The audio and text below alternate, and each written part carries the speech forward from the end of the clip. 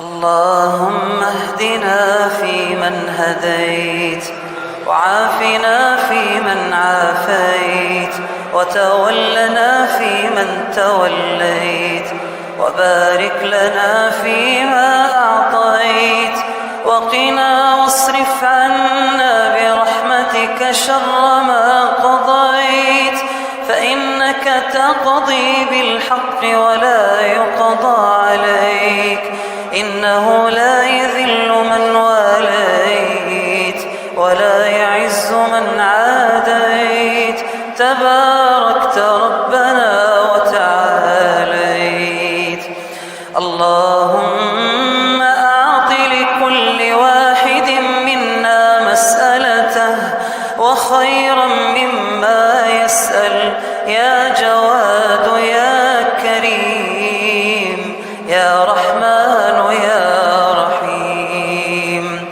اللهم إنا نسألك بكل اسم هو لك سميت به نفسك أو أنزلته في كتابك أو علمته أحدا من خلقك أو استأثرت به في علم الغيب عندك، أن تجعل القرآن العظيم ربيع قلوبنا ونور صدورنا وجلاء أحزاننا وذهاب همومنا وغمومنا.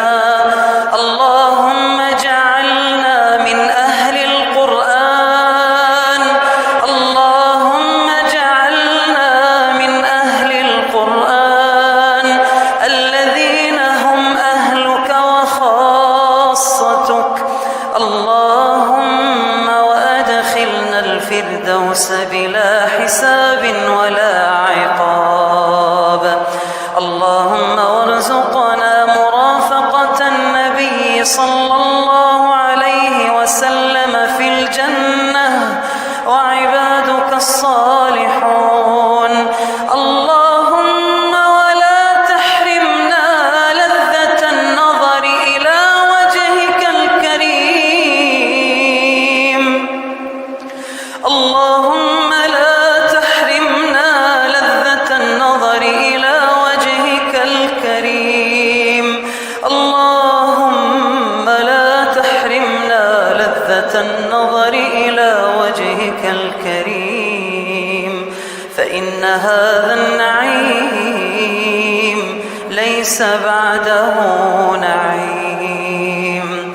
اللهم اغفر للمسلمين والمسلمات والمؤمنين والمؤمنات الأحياء منهم والأموات.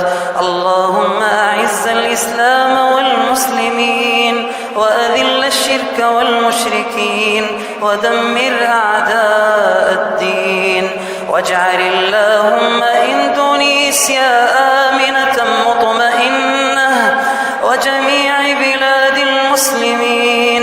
اللهم اجعل إندونيسيا آمنة مطمئنة وجميع بلاد المسلمين برحمتك يا أرحم الراحمين. اللهم صل على محمد وعلى آل محمد كما صليت على إبراهيم وعلى آل إبراهيم إنك حميد مجيد. سبحان ربنا رب العزة عما يصفون، وسلام على المرسلين والحمد لله